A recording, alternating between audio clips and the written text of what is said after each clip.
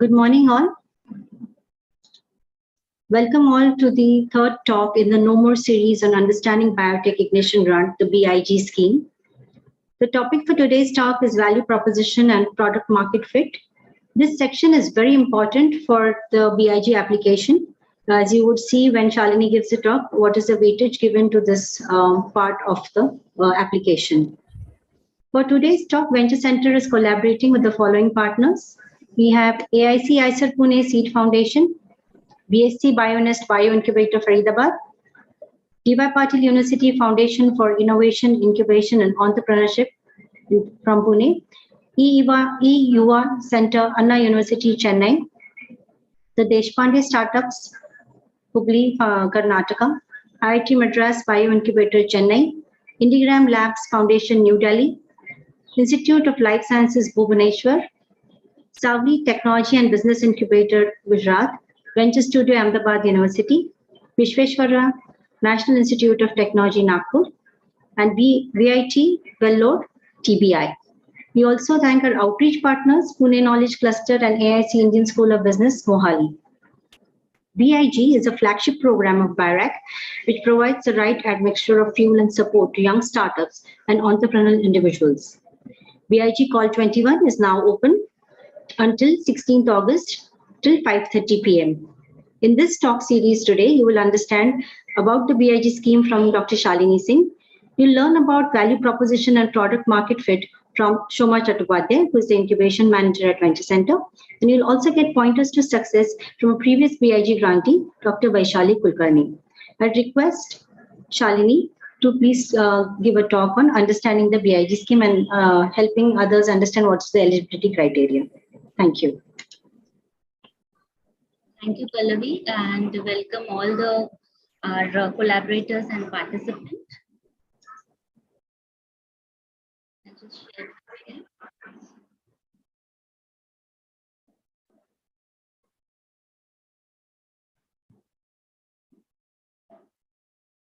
My screen is visible? Yes. Yes. Yeah, so as we all know that the big call is currently open from 1st of July and it will be open until 16th of August till 5:30 p.m. Under Ministry of Science and Technology comes the Department of Biotechnology, and which has led a non-for-profit company established in March 2012, which we all know as Biotechnology. Participant, kindly mute yourself. Biotechnology Industry Research Assistant Council, that is BIRAC. So BIRAC has various funding schemes for each stages. One such scheme is Biotechnology Ignition Grant, that is BIG. So overall, there are 8 partners across India who are implementing this program.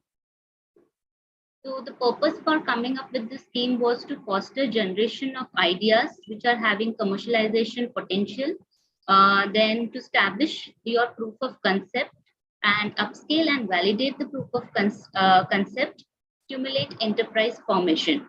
Along with this, you will get a 50 lakhs of grant in aid for a period of 18 months, and the scheme supports startup as well as individuals. So the scope or the highlights of this scheme is that it is, as I said, it is grant in aid. The funding is in the form of grant in aid.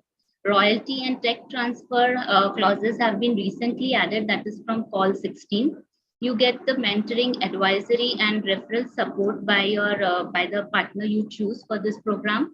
And also you benefit from the learning, visibility, and networking events which are organized time to time by BIRAC and as well as the BIG partners. You get the opportunity to evaluate your ideas by the common pool or the expert pool which we have.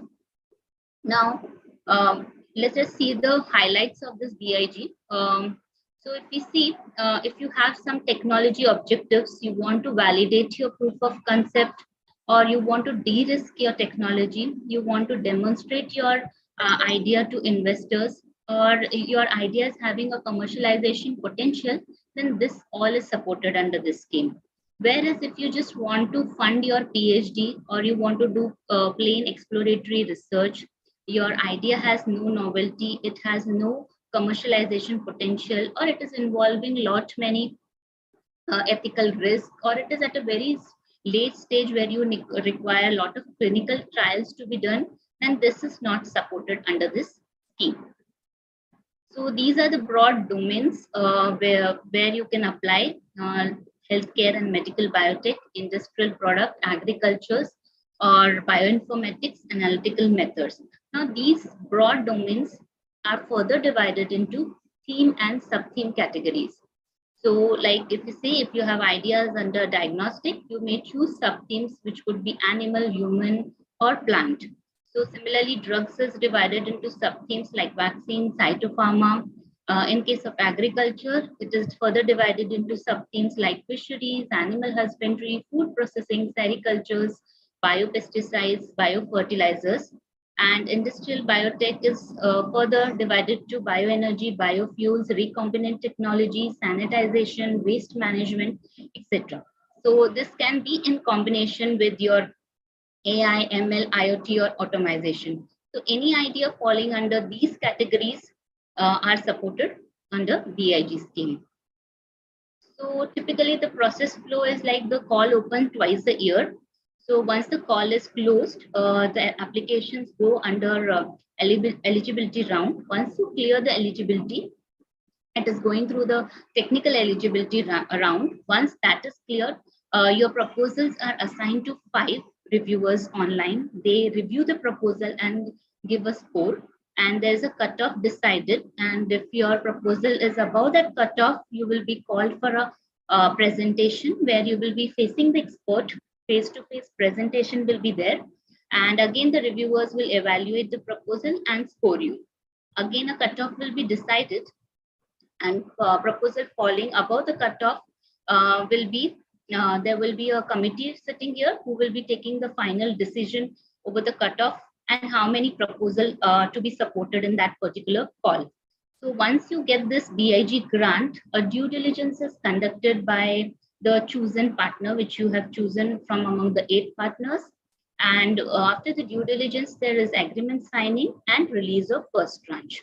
So this process typically takes around 135 days, whereas these 2 processes will be done within 2 months of time. So let me give you a brief about eligibility. If you are planning to apply as a startup, then make sure the minimum 51% of capital is owned by resident Indian citizens. The company should be under 5 years old, and it should have their own functional R&D lab. If not, then they can get associated with an incubator. There, you have to identify a committed project leader in your company who should be a shareholder in this startup, and he will be responsible for all the technical and managerial aspect of project, and he should have completed his basic graduation, which could be in any discipline. Whereas if you're applying as an individual, then you have to be an Indian citizen. For individual, it is mandatory that he gets incubated in a technology business incubator and completed his basic graduation, which could be in any discipline. And he has to carry out the project full time. And if you're applying from non-profit or some academic organization, make sure you have faculty spin-off policies laid. So why an incubator, or what is an incubator? Is a dedicated physical facility which will provide access to your scientific facilities, mentoring and advisory support. And these incubator must have a formal long-term approvals from the executive head of host institution or BIRAC or NSTDB. So applicants who are coming from research organization or academic organization cannot claim their own research lab as incubation space. They must have these formal long-term approvals. So when you're choosing incubator, make sure they have approval from these respective institution. Then when you're applying, you will be asked to have a letter of intent from the incubator. So wherever you're located, if there is any incubator close to your location, you may request them to give a letter of intent while applying for the scheme. And once you get this grant, you will be asked to submit a MOU with the incubator. So your chosen incubator may or may not be a BIG partner. So by this we mean that among the 8 partners, you can choose any one for implementing this program who will help you to monitor your progress. They will release your funds and everything. But in case you don't have the space where you want to carry out your scientific work, you can choose any incubator which is close to your location. Like if you're located at Pune, you may choose Venture Center as your incubation space as well as your BIG partner.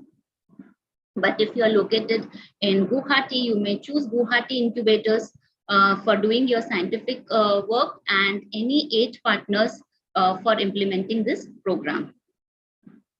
So as we spoke about the evaluation, like the experts evaluate your proposals and they score you. So what is a marking system, or what is the basis on which the proposal gets scored?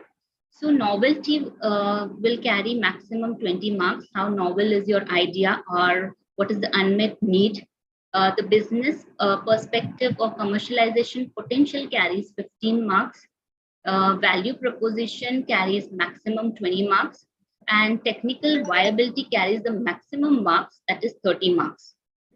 Team strength carries 15 marks.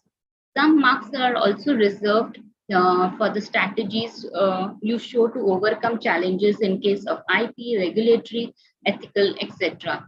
And how well you have planned your 18 months of work with the proposed budget.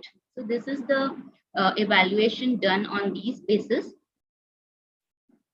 And now some tips, quick tips and pointers when you're applying for this scheme. Make sure that you have a proof of concept nature. Novelty must be emphasized. You should show it that it is technically feasible. Check for any IP barriers. You have freedom to operate this. Clarity should be there on business model, and there should be a clear indication that you want to commercialize it. Commercialize this. Of course, a credible and complete team which will make these goals achievable in 18 months and in the proposed budget. So in BIG, the milestones, all your activity have to be planned milestone wise. So I'll just show you a quick sample how you have to write the milestones.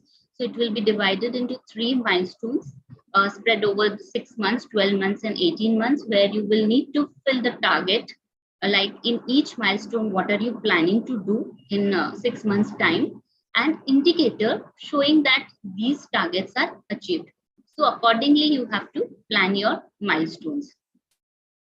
And these are the heads given by BIRAC. So if you see the guidelines, these heads are divided into equipment, consumable, manpower, dental service, travel, and outsourcing service, contingency, IP.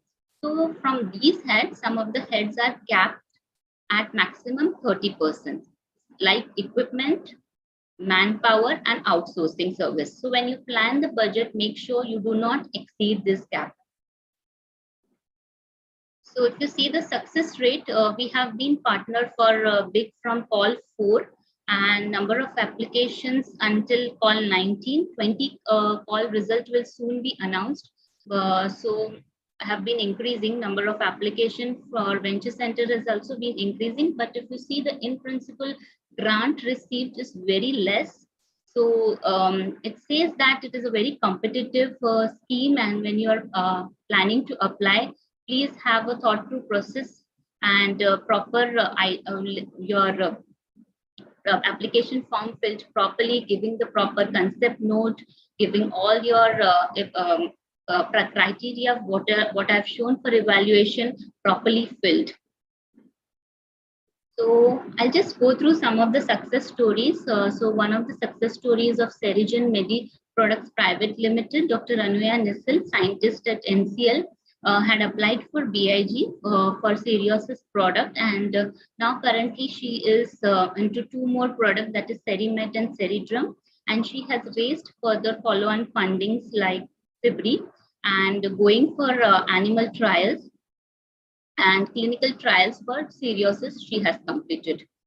So, and this is one more example of individual applicant, Shubham Singh, who had applied for BIG in 2020, And his idea was conversion of agricultural crop residue waste to material for packaging and furniture applications.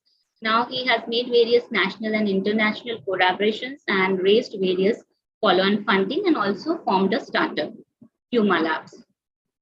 So these are some of the other success stories from venture center grantees who have launched their product into market, and some media coverages which our grantees have got for their product, some more.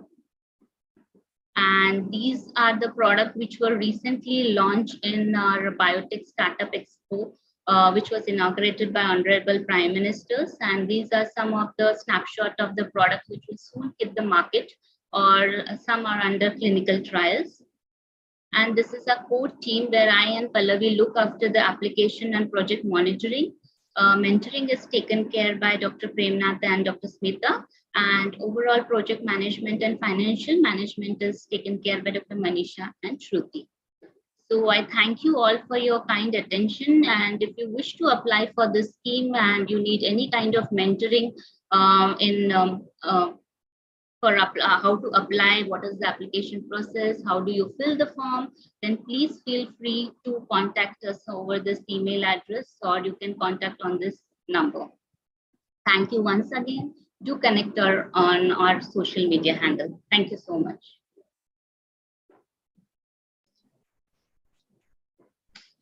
Thank you, Shalini, for your insightful talk.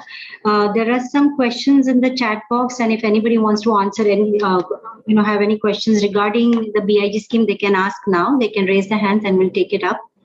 There's one question from Revati, but they've applied in the previous call, and they have asked me to brief about technology. Should I furnish all the information?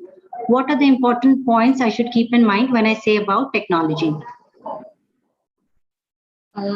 So brief about technology. If you have you filed the patent, Revati? Revati, if you can just unmute, and so in case you have filed the patent, you can just give all the information. And if not, then at least give whatever is required to evaluate the proposal. But we can always connect offline and discuss this in detail. So I will just give my email address and number, and maybe we can discuss in detail then. Yeah, so Revati, what happens is that you need to tell at least enough for them to evaluate. Yes, there is always this question in the mind of an inventor that they don't want to disclose much of their novelty, lest that somebody copies or it doesn't remain confidential. But what happens is there could be some unknown parts, some known parts of the invention. So you just have to tell them enough. And if you want to protect it as proprietary, you can say that this particular part is proprietary, but you can talk everything around it. So at least when they're evaluating, especially on the online review section, where you are not there in person to talk and explain, so the document itself should be enough so that you pass through the online review round and go to the technical evaluation round. So it's a very tricky thing, but at least you'd have to tell them some part. And if you want to know in more details, we can connect offline. There's one hand that is raised. I do not know the name, says Galaxy M11. Do you have a question?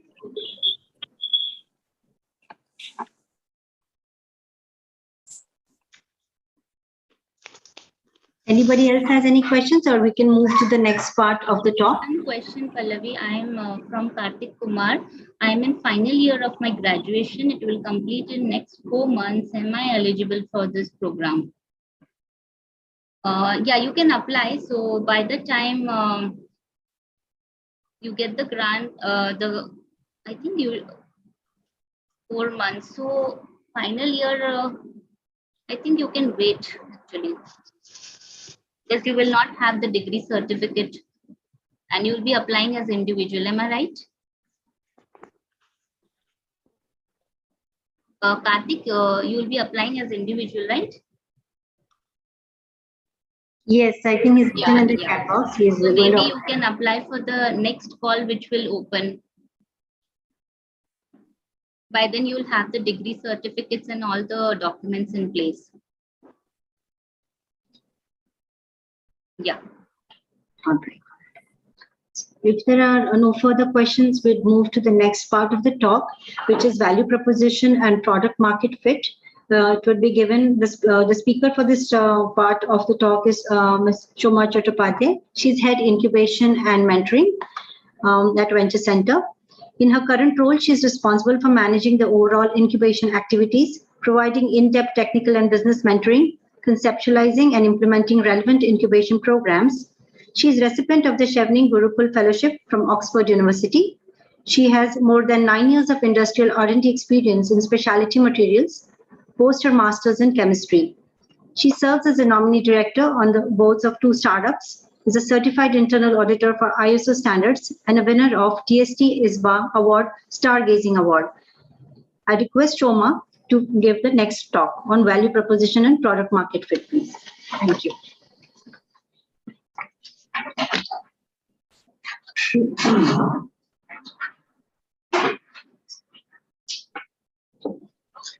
Hello, good morning, everyone. So the topic for my talk today is going to be value proposition and product market fit. Let me first share my screen.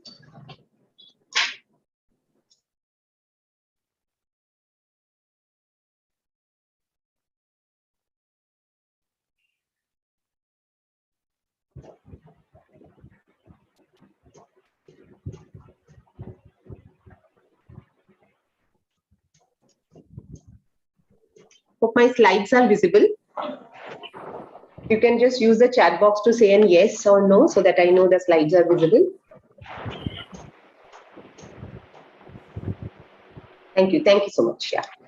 All right. So I'm assuming the audience today is a combination of some startups already have a product offering or a service offering or some kind of an offering in place, or some of you are aspiring to be a startup and going to actually, start your entrepreneurial journey. And some of you probably are just interested to know what it is all about, what are the different funding schemes, or what are the different kind of support system that is available in the country to help you taking your journey ahead. So in doing all of these, and not only in the startup business, but whether you are a student, whether you are a professional, whether you are in any field of your life, value proposition is very important, because it basically signifies that what is it that you are creating value for your stakeholders, right? Whoever your stakeholders are. But here the scope of our discussion is basically keeping in mind the value proposition of a particular offering that a particular startup or a particular enterprise is going to have. So we will be talking more on that. But as I mentioned, please keep in mind that every phase of life, it is very important to sit back and reflect that what kind of value you are going to create for your stakeholders or whoever your internal, external customers are. Sometimes we have encountered and experienced that when people are working with technology, they are so obsessed and they are so much in love with the technology, they feel that it has a great need in the market. But often it so happens probably the right kind of fit they have not figured out. So it is also important that you know what is the positioning of your product, what is the value proposition of your offering, and you decide further on that. So let's go ahead and try to understand this more in details. So here is a definition that what is a value proposition. A value proposition first of all comes from various things. These 4 things together makes a value proposition. First, define that who your customer is. It is often not the one that who is just paying. It is also the person who is consuming that product. So there is something which is a customer, there is somebody who is a consumer, there is somebody who is an influencer. So you have to understand that who are you selling your particular offering. Depending on that, you have to decide your value proposition. So when you are defining a value proposition, it can be for a specific customer in mind. So you have to define the persona of that customer. You have to know very well the habits, the way the customer behaves, the way the pain points are, the way they want the benefits from that product, and then you define your value proposition. Then the next question is, what does your product do? Like, exactly what is the product meant for? Maybe the product that you have created and the customer you have decided there is no fit there, right? That is not, that your product may not meant for your customer. So it's important to think what your product does. And then you establish that how you are uniquely positioned there. For example, if you have created any kind of a solution, whether it's a product or a service, you have to understand who are the competitors in your area, in your entire domain, and see how you are differentiated from those competitions, how well your product will work as compared to the other competitors. So how you are differentiated in that sense, and then show the end benefit.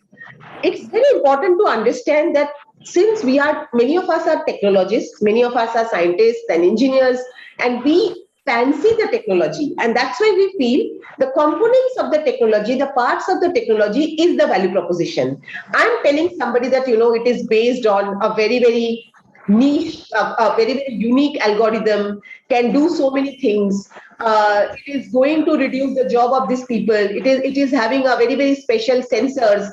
But the customer will ask, so what? What will I do that you have got a sensor? I only care that because of the sensor, has the product pricing increased for me than what I'm using? Because of that sensor, what is it that going to help me with? Am I going to save some money on the kind of products your customers is offering? So it is all about the benefits that the customer is able to draw out of your product. It is not about the features or the technological benefits or the underlying technological advancements that you have brought in the product. It's very, very important when you are just starting to build your enterprise to understand that it is for me to understand, it is for a technical person to understand that there is a very, very unique, novel core underlying technology, but my customer will give a very, very less is going to care about that it is going to have the kind of features that you are talking about. They only care that how it is going to help them in expanding their customer base, in expanding their business, in expanding their profit. So you have to somehow match or tie your particular features to the benefits that you're offering to your customer. So all these things put together creates the value proposition. So let's understand a little bit in detail. So let us understand maybe from our own lifestyle, from our own experiences in regular life. You would probably, go to a market to buy lots of things for your personal use, for your family use. You can buy car, you can buy TV, you can buy sofa, you can buy consumer products on a daily basis. Everywhere you as a buyer also is looking for a certain value proposition from the products that you are buying. So let's take a very, very simple example and let's understand the differences between between the features and the benefits and the value proposition. So let's take a situation where you are going to an electronic shop and you want to buy a TV. Can you tell me that the kind of questions that you will be asking the sales representative in that particular shop while you have approached him or her for buying the TV? What is it that you are going to look for in a TV? Can I see some answers? It need not be very complicated. Just, whatever simply comes in your mind as you step into a shop to buy a TV, an electronic shop to buy a TV. What kind of things you would be looking for? You would be asking that particular sales representatives. You're going to ask about price. How much money you need to pay to buy that TV? Yes. What else? The warranty. Display quality. Okay, LED or OLED. Smart. Screen size. Technical features if it is smart. Warranty. Sound. Quality of sound. Yes. So tell me, quality of sound is what you are looking for. You are not looking for it has Dolby Digital, it has some other kind of a sound system. To you, it matters whether you are going to have a nice sound effect inside your house. So many of us can be very technically savvy and may understand those things, but many of us may not really understand those things. So for us, what matters is that finally, I'm going to get all those benefits that I really am looking for in a TV. How does it matter what kind of pixels they have used, what kind of sound system they have used, what kind of, entire features they have used inside the TV. What is important for me while I'm buying a TV, that I'm getting a good picture quality, I'm getting a good service associated with that, I'm getting a good sound system, I'm also going to get some kind of features which is going to make the TV smart, so that I can also use it to latch it onto my Alexa, latch it onto my other smart systems, so that I can operate them remotely. Do you really care what kind of sensors is inside, what kind of IoT devices inside? But often you will see, whenever a startup pitch you will hear, all they will be talking about huge technical jargon, telling that, these are the different things which is going to make it unique. Those technology definitely makes it unique. You know about it, but for customer, it doesn't matter what makes it unique. For customer, it matters that you show them the data compared to others in those features which the customer care. So it is important to understand that what customer cares and bring out those kind of information for the customer. So that brings us to the next section, which is talking about offering. What is an offering? Offering is not just the hardware or just the touch and feel product that we have created. Offering is a combination of everything. It is a combination of the product. It is a combination of the product plus service, product plus tools for operating that. Depending on different segment, your products can have different things. But all I'm trying to say is that it's not about just a product. You just sell the product, you forget about it. That is not what defines your offering. You sell the product, you give them some warranty, you give them some servicing, you give them the installation kind of offerings. All these things constitutes your product. So as it says, an offering is just more than a product. Itself includes elements that represent additional value to your customers, such as availability, convenience of delivery, technical support, or quality of services. For example, a financial package plans a product, and you give them financial package plans to upgrade that. For example, sometimes it comes with mobile phones. Suppose somebody is developing an implant, a medical implant, and then it is not just enough to give them the medical implant. It is also important to sell the surgical equipment which will be used for putting the implants inside the system. For example, if it's a diagnostic test, take an example of a diagnostic center. There are umpteen number of diagnostic centers in your locality, in the district, or in the state. But there are specific centers that you would be reaching out to. Why do you reach out to? Because they have created a value for them, for the customers, more than the others. They might be having certain packages which are more beneficial to you. They might be having very good collection service for home collection. They might be having, very fast reporting mechanism. They do it in a very easy way. They send it to your, say WhatsApp you, they email you. You don't really have to go there to do all those things. There can be many other things which can constitute the value of that particular offering, and you would prefer to go to those particular places only.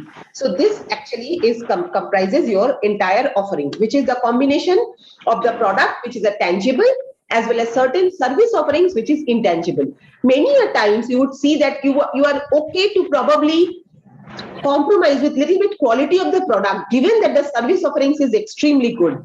So sometimes, all those products that you buy, which is like refrigerator, washing machines, there are a lot of different brands, but in those brands, you choose those brands which you can actually relate with their service offerings, with the customer care center, where there is ease of reaching to people and explaining your problems and all. So those are very important. For example, another important thing to keep in mind is that what are you exactly developing? Pallavi, can I request you to mute the participants because it is creating some background noise? Yeah. All right. So it is also important to understand that what kind of, you are making offerings which are quite important and indispensable for your customers. Otherwise, it is very difficult to go ahead and sell it. For example, that we often give is versus vitamins and painkillers. So vitamins are something which are good to have. Painkillers are something which you cannot deal without having, right? So you have to have a product which you cannot deal without having.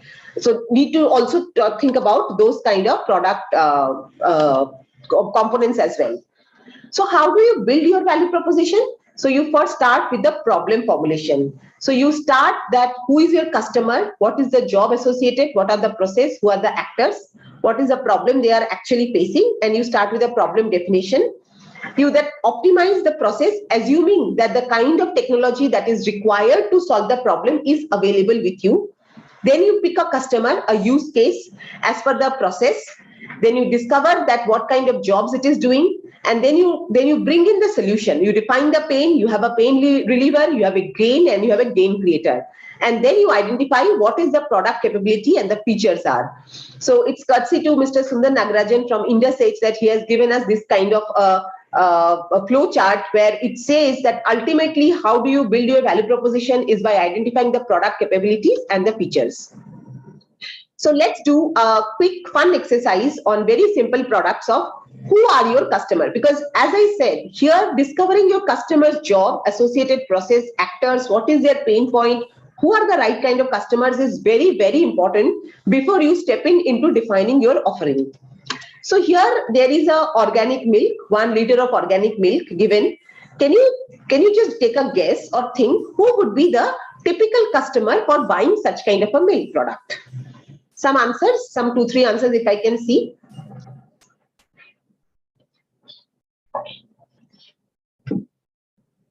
Typical customers who are going to buy organic milk. Okay, so people, you are saying people who lives in tier 1 cities. So do you think all the people who lives in tier 1 cities can or are ready to buy organic milk?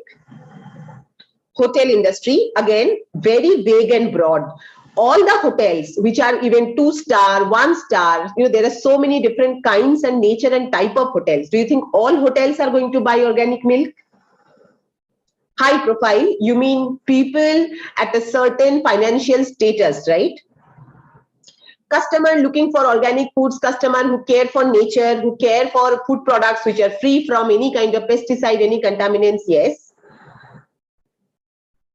Health conscious people, okay, there can be also some categories. See, first of all, you have to think an organic milk probably would cost you somewhere between 75 rupees to 90 rupees, anywhere depending on what the vendor is actually charging you, and per liter. Okay, so depending on the consumption of your family, getting such kind of a milk, you have to first define those customers who can afford to pay such kind of a price, right? So there you have to finally come that first of all, people will care about the price. In a country like India, where so many people lives in the rural areas, resource constrained areas, bottom up pyramid, in the middle class, it is not going to be cup of tea of people who are going to buy this milk for in all the people in a tier 1 city. So typically you can say an income group, right? Say for example, people more than 10 lakhs rupees per year, people who are there in such income group probably are some of the customers that are going to buy. So that is going to be your total addressable market or customers who are going to buy this. Then we will break it up into certain other categories also. Then we will break it up to, again in that category, some people would care about their nature, would care about products which are contamination free, which are, any kind of pesticides free. Some people would not care because it depends on the knowledge, also the exposure, also the understanding. So again, you have a division there. And then it will depend on, how big is the family. Probably organic milk for a family of 10 members, is it viable? It is not viable. So all those factors will come up to understand who is your customer. So you can clearly see when you said, you actually gave your answers, it was all very vague. Similar way, it's not about you. It's any startup when they are actually defining their customer profile, they become very vague. They don't understand exactly for which particular segment they are looking for such kind of a category. And also then you have to think through that for that kind of an income group, what kind of products you should have. It should have a nice fancy packaging. It should have good services that probably somebody goes and do a doorstep delivery. Somebody has an app through which those people, because they might be tech savvy as well, they might be able to track things. So all this packaging has to come with the product and make it a final offering for that target customer. Okay, let's take another example, simple one. This is about service. This is not a product. This is about a coaching class, a tennis coaching class. Imagine the tennis coaching class happens maybe twice a week, charges typically around 3,000 rupees or 2,000 to 3,000 rupees. Now you tell me, now you take a guess, who would be the paying customer for this particular service?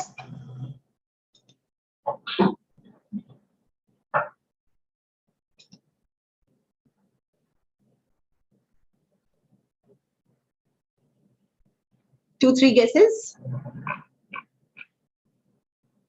Paying customer for this particular service, tennis coaching class. Okay, I'm not going to wait for long. Great. See, I saw an answer which says young people, young kids who are good at sports in general. But you have to hear what I said. I said the paying customer. Students, young kids are not going to be paying customer, right? Here you have two people. Here you have two things. You have a paying customer and you also have a consumer. So you have to understand the behaviors are different. Here the kids are the consumer. They are finally going to benefit from this, but they are not the paying customer. Paying customer is going to be probably their parents. Yes, right. Now you have actually banged on. It is the parents who are going to do. Even in the parents, then you have to segment. Probably little high profile, high income group parents would be able to afford such kind of service as compared to the others. Right? So you will have to have a two pitch. One pitch will be for your parents, one pitch will be for the kids. Because the consumers also is important, because if the consumers are not interested, the kids are not interested, maybe there will be, 1 month the service will be given to them and then it will close. So you have to have a two pitch where you have to think for what kind of value you want to convey to the parents, what kind of value you want to convey to the kids. And based on this, your value proposition, your entire storyline is going to be completely different. So with these two simple examples, I wanted you to just understand that while you are profiling your customers, you need to keep in mind that who is my customer, who is my consumer, the difference between the two. And another third thing is also important to keep in mind is who is an influencer. Many a times it so happens that sometimes some people actually can help you sell more. So you need to know that how to pitch for them as well and what value you are creating from them as well. For example, in this service, right, some other group or maybe from the school, they are probably telling their parents that it's important that they take this kind of coaching classes. It will help them to generally create the awareness about sports, their fitness, their skills, etc. So maybe some schools are probably the influencers. So you need to also keep in mind how to keep a pitch for those influencers as well.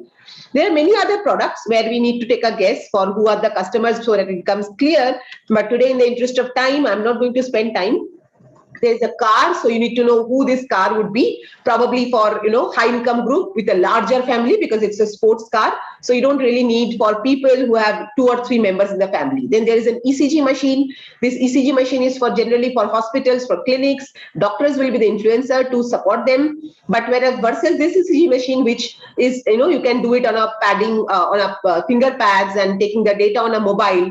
Who should be the customers? Probably this is more of a recreational lifestyle kind of a device compared to a critical health device than this ECG is. And then there is a paper cup.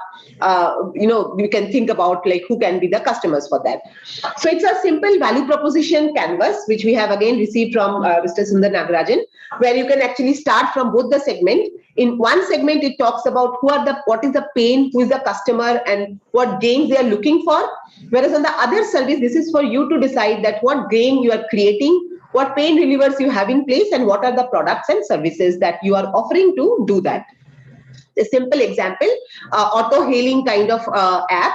So, the pain is that the customer here is that they use auto to go from point A to B. Pain is that they don't have easy availability. They have a lot of stress for people not really agreeing to go to that place, and they spend a lot of time.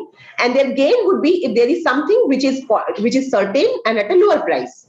So your product is a auto hailing app. This is a product. What pain it's relieving, that it is reaching several pre-auto. You pay the rupees at once. It's a fixed money. Driver accepts the place, and there is no kind of refusal there. And they charge only one way. Estimate is based on the distance. So it's pretty certain over there, right? So that is the gain that they are doing it. So here you have to actually think about that what is the offering that you have meant for whom, whose problem you are solving, who will pay, and who is taking the buying decision. You have to influence that person the most. So value for whom is important, what value is being delivered is important, and what is the product market fit. So how do you can strengthen your value proposition? Value proposition, as I mentioned, it's a very customer specific kind of a situation. It is not like you can create value for all kinds of customer equally. The kind of value that the clinicians would require is a very different than the kind of value hospitals would require. So you have to keep that in mind. So take one customer category at a time. List the benefits that the customer category will be having from all the product offering. Talk about what the product do, and don't think about technology, what it will do. Think about what product do, and again what kind of values it is adding, right? Compare the benefits. You should have a competitive analysis done. Where do you really stand out? It's important for your customer. Where are you unsure, right? What are the uncertainties? What kind of experiments you need to actually illustrate the superior benefits to the customer? Features, data sheet, these kind of studies you need to keep in mind. And what will be acceptable to customers as reliable evidence of super benefits, you need to keep in mind and generate more and more data and present those things to build your story. The next point which is important is a product comparison. So product comparison features again help a customer match the products with similar properties. So you need to find out who are the other competitors who are buying similar product. And while you do that, keep in mind it is not a direct one-to-one comparison all the time only. There can be so many other such players who are right now not offering your product, but they do have capability to completely convert their product into the kind of product you are offering, and they can become your competitor in the days to come. So keep all those things in mind and do a product comparison, where you do a comparison of technology versus value, picking the key values for comparison, reference methods, compare it with the gold standards, relative versus quantifiable, quantifiable parameters. So here are some examples. Like for example, on a rooftop, probably some kind of a product which is important is this kind of a parameter is very important. So here is what we are interested in, not in exact numbers and the technology. Probably that will be more important for technologists. The other way of doing a product comparison chart is like this, but keep in mind these pluses don't mean anything. Try to be as quantifiable as objective possible, not just subjective, because here you can't make out what is the +3 is going to mean for the customer. Let's briefly talk about product positioning. Sorry, I'm rushing because we don't have much of a time.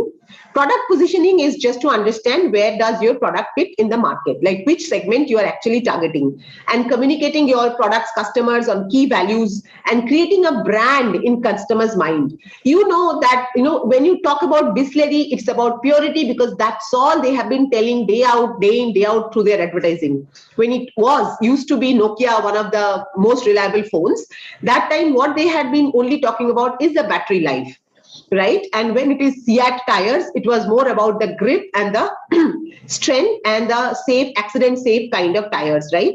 So it is important that you keep telling the story in a way that people understand where you are positioning yourself, in what particular way.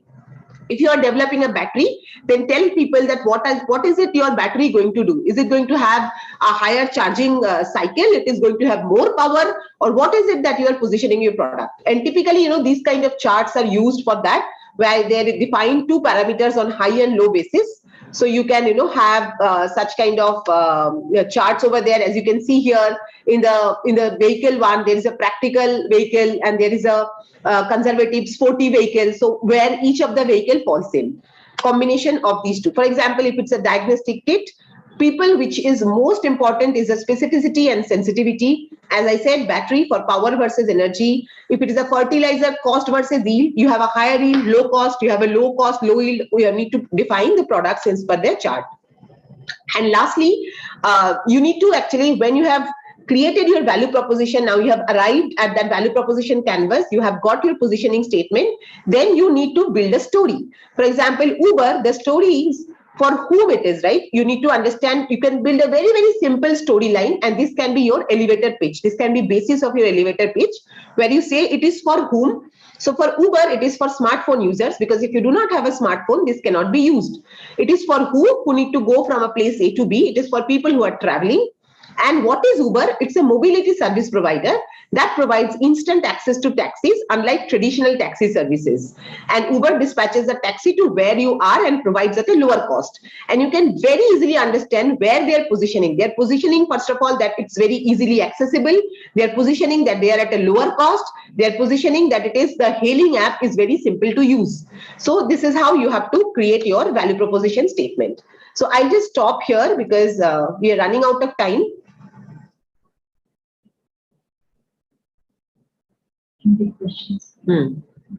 So it says that if you are selling the product B2B, like we are selling the device to a doctor, and then the doctor will use it on the patients, who should we consider as a customer and define the value proposition for the doctor or the patient or the both. As I said, here is a very, very classic case of a consumer and a paying customer. Your revenue is going to come from the paying customer. But if the consumer is not using your product, your paying customer is not going to buy it also, right? So you have to keep both of them in mind and define the value in a way that both of them are convinced that yes, there is a value created for them. When it is for the doctor, if the buying decision is done by the doctor, that the doctor is buying and passing it on the patient. If it is not an over-the-counter product where it's a B2C consumer product, then it is a doctor, right, who is buying the product. So you have to have a value for the doctor where doctor gets a commission, doctor gets to use it very easily, doctor gets to give it to the patients on a very, very, again, very easily they can get the patients to use it. And on the patient side, it should be user friendly, it should be also price competitive, and it should be also not available in a very complicated way. So I'm just trying to understand, I don't know what your exact product is going to be, but whatever the product is, these two will have a different kind of positioning for your product. So you have to keep both of them in mind and see what value you're creating, because the consumer can be an influencer as well. The consumer knows about your product and consumer is convinced that your product has a high value. He might actually go tell doctor that, no, I want to use that brand product because I think that is a lot of advantages and other benefits are there. So then the doctor might actually be driven to buy your product, and the paying customer can get influenced by that consumer as well. So need to have two different stories for these two different customers. So I think I'll stop here. If you have any further question, we'll take it offline and we can have a detailed discussion on that. Thank you so much. Vaishali, over to you.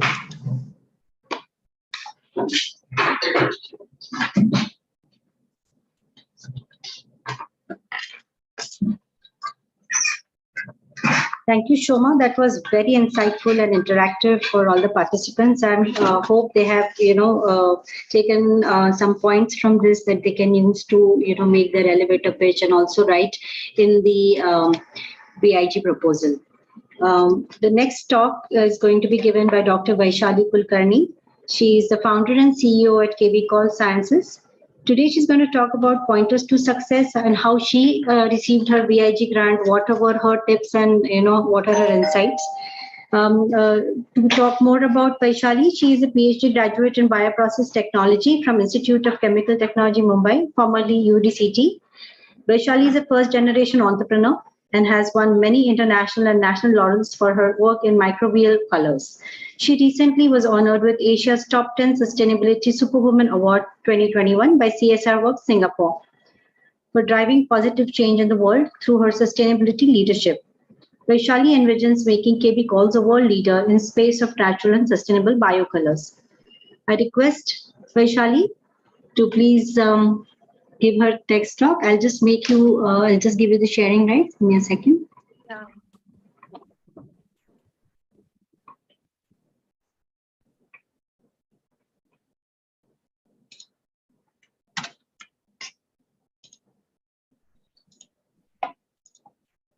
Yeah. Welcome, Vaishali. Yeah, thank you so much for kind introduction. I'll just share my screen.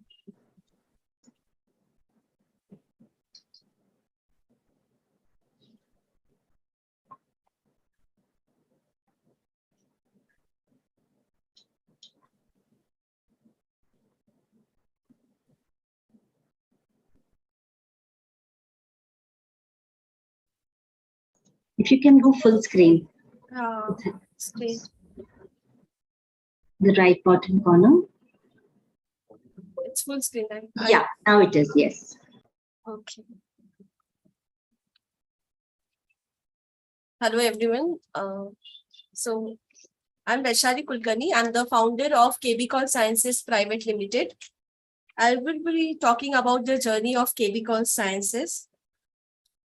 Giving you the brief overview of company, we incorporated in January 2018 with the help of BIRAC BIG grant, and we were fortunate enough to receive second grant after we finished our BIG project.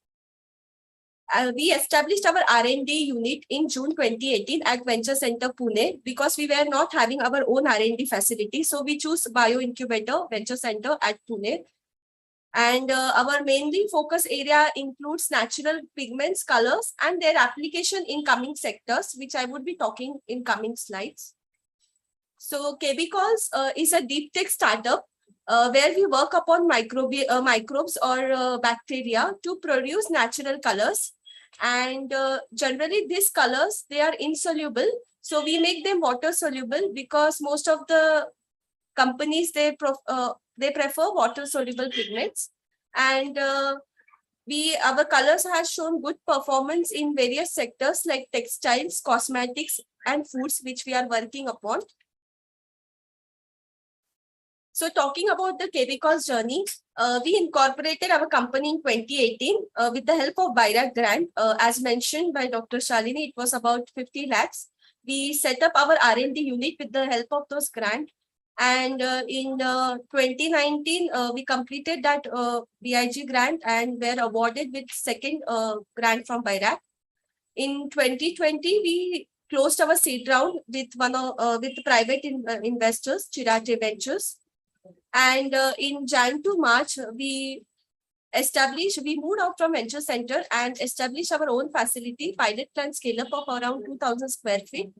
And right now we are moving to the pre-commercialization stage and talking about our pre-series A round. So talking about KBCol evolution, so this was the lab in Venture Center Pune. It was just 200 square feet. So with coming years, we were fortunate enough to receive funding and to keep the projects moving. And today we are the R&D facility of 2,000 square feet. And this is how our lab looked like. So talking about BIG grant, how KBCols journey actually started, KBCol Genesis. So we applied BIG grant in call 11 with just an idea stage. So it should not be just a completely idea. You should be having some kind of results to support that idea. So we have some brief work done to support our idea. So that is the main criteria when you apply for BIG, and you should be clear of what you are going to showcase in your project and how are you going to achieve it. So how are you going to develop the POC of your project? So it should be a very crystal clear path when you pitch in front of the panel. And you should categorize your work into your milestones, different milestones, and frame them accordingly. So that will help you to pitch better. So the 3 pointers I would like to say is like, one, you should be clear and concise. You should know what you are offering. Your output, your project output should be clear in those 18 months, what you would be offering. And you have to highlight your USP, your innovation. As Soma ma'am mentioned in her presentation, you should be clear about your USP, like what advantage your product is going to have for consumer and for the product which they are going to use. And it should have some initial business sense. As Dr. Shalini mentioned in her presentation, that it should not be all about technology. It should have some market fit. Like it should have some initial business sense, like where you are going to use this product. If the product is not having any application in the market, then it's difficult for you to get through BIG. So make sure you create a market fit first before proposing your idea to the panel. So talking about the initial funding, mine was a deep tech startup. So for according to me, deep tech startup, they like have to struggle more compared to fintech startups for the funding. So remember, the BIG grant or any grant you get it in the form of grant or prize money, it's just a start of company. And after that, you have to continuously look on for more funding to get your company going. And with those grant money, you should focus on building your assets. So it should all about, like, with those grant money, just focus on building capacity, your capacity, like if you require any instruments or your machines. So try to build those with that grant money. It will help you for a longer run. Then focus on technology, framework, IP, and value of your company. So as you get the grant, you should focus how you will build the technology to get a proper market fit. So try to build your IP also parallelly. So it will create more value for your company. And the next point is about the product development and business model. See, when you write a grant or when you pitch your proposal, so you have a different concept, but never forget that as soon as you develop your product through those 18 months, it is going to get evolved. So this product development and business model will be continuously, you will get a chance to evolve during those 18 months. So don't just go in one direction. Always you should be open to get more ideas about how you will develop your product. Like, for example, in our case, when we proposed our idea, we thought we will supply our colors in liquid form. But as soon as we started talking to consumer, we started to talking to industries, we got an idea that our product is best fitted as a powder form. So gradually we evolved, and now we are giving it in a powder form. So product development is continuously going with your journey. And when you are pitching, remember, do not promise your milestones. You should pitch only which you can deliver in those 18 months. Do not overpromise that you will do this, you will do that. Just you should be clear enough what you can do in those 18 months. And you should be clear with those milestones only. So my suggestion for upcoming aspirants, like as already mentioned by Dr. Shalini and Soma ma'am in their presentation, that there should be a balance between technical and business aspects. Yes, I agree with that point. It should not be too much technical that that it find very difficult for customers to understand. So you should pitch in a very common language, in that even a small child sitting in the room can understand your presentation. So you have to build your technical presentation in such a way, and it should not be just technical that the consumer is confused where you are going to apply it in the market. So it has to have the business aspects points also. So you have to keep a balance between technical as well as business points. And you should be, as I mentioned already, you should be very clear and concise while pitching and drafting your idea. You should not overpromise it that you will be building an entire product in those 18 months. If it is not possible, you should be clearly having that idea and you should pitch in that way. The next important point is you should be building a very strong team, and you have to retain that team throughout your journey. Because in a startup, you cannot do single-handedly, you cannot handle all the R&D, manufacturing, business aspects. So you have to get people on your board, and you have to have a good bond with your team. So choose people wisely, because they are going to stay with you throughout your journey. And the next thing is be open to suggestion and flexible in your approach. Sometimes we are very much fixed with our approach. So we have to be very open to the new ideas, what the consumer is offering us.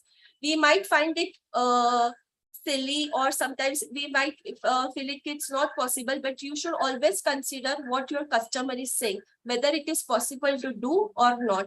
So be open to the suggestion and flexible in your approach. And most importantly, in any startup, when you're starting your journey, believe in what you do. Like, perseverance is the key. There will be a time where you will be having a good time or bad time. You have to have patience, because when you are building a startup, patience is the most important key, which will make you to go further in the long run. And lastly, take the plunge. Don't even hesitate. Don't even doubt yourself whether I can do this or not. Because once you get into this, every second of the journey is worth it. It is challenging, but you will learn and enjoy this process. So don't never doubt yourself. And lastly, talking about the journey, KBCols journey, this is the final dress which we have created using our colors, microbial colors. And it was recently showcased in Lakme Fashion Week 2020, where the model was wearing this dress, which was dyed using our colors. So as I said, the team is very important for your journey. This is our old photograph. Now the team has been a little bit big. So choose wisely your people. And I'm very thankful to my team. my co-founder, Dr. Arjun, and our young team of scientists and engineers for being there. So lastly, thank you so much. And if you have any doubt, please feel free to connect with me.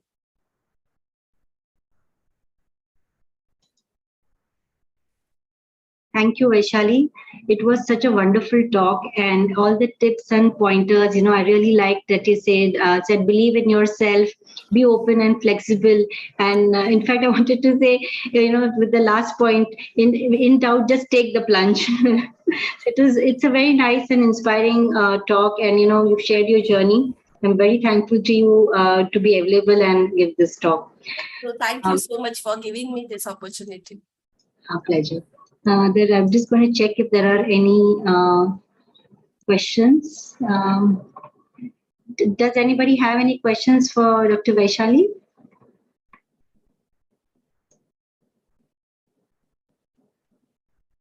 Okay.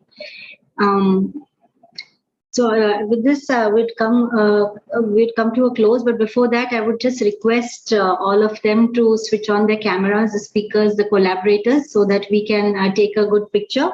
I'll request my colleague, Lipika. Yeah.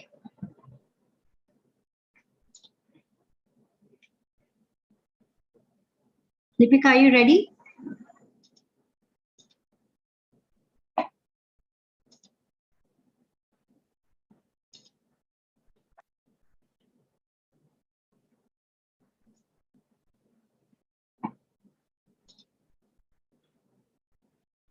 Yeah, I think the pictures are taken, right? Thank you.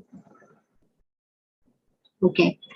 So with this, we'll draw close to this talk today. And I would like to thank our collaborators, our speakers, Dr. Shalini Singh, Shoma Chattopadhyay, Dr. Vaishali Kulkarni, and our partners, Dr. Abhay Kuthe from Vishweshwarya VNIT, Nagpur, Dr. Sandeep Raut from AICC Pune, Azhar Yakundi from the Deshpande Startups. Hello. Dr. Swarda Piranwar from DY Patil Pune, Dr. Arpit Shukla from Ahmedabad University, Pionest, M. Sudha Lakshmi from the Anna University, EUA Center, Ram Khatak from Indigram Labs Foundation and his team, Monalisha Dash from ILS, Bhubaneswar, Mohan Vyas from Savli TPI, Malvika Garg from RSB, Faridabad, Anand Sivraj from IIT Madras, and Sudha Rajgopalan from PIT Vellore TBI. I also would like to thank our outreach partners again, Pune Knowledge Center and AIC ISB Mohali. Yeah, I guess you had some question, Dr. Abhay. No. This session. Hello? If we can. Audible. Can you cut off your video and speak so that we can, Hello? maybe bandwidth is low.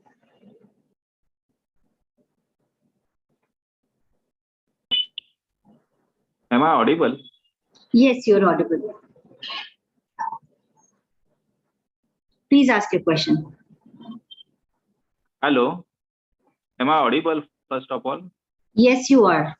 Please speak. I just wanted to know if we can get certificates of these webinars which we are attending. That's all. It's not to the question, it's to question to the organizers. That's all.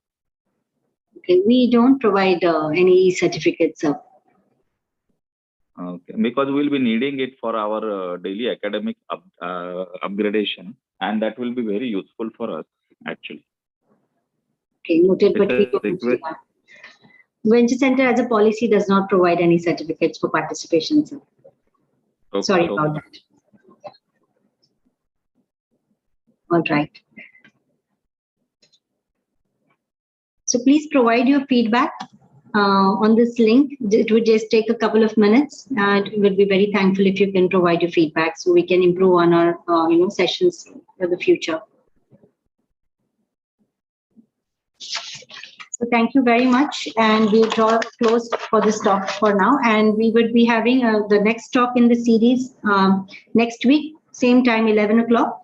It would be about how you would design your experiments to validate your technology. This is also very important. We have seen during due diligence and even during the presentations, technical presentations, that most people don't understand on how they should design a scientific experiment to validate technology. So this talk is going to be given by Dr. Premnath and prior BIG grantee Milind Chaudhary. So I would request you to attend the next talk as well. It would be very insightful and it will help you to, write your milestones properly in the BIG application. So if you have registered for this talk, you would get the link for the next talk also. But if there are anybody else who you think would benefit, please pass on the registration link to them as well. Okay. I thank you very much. Bye-bye.